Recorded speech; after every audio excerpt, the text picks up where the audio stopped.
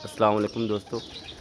आज मैं अपने जो परिंदे हैं इनको उड़ाने लगा हूँ, तो मैंने कहा आपको भी शौक करा दूँ।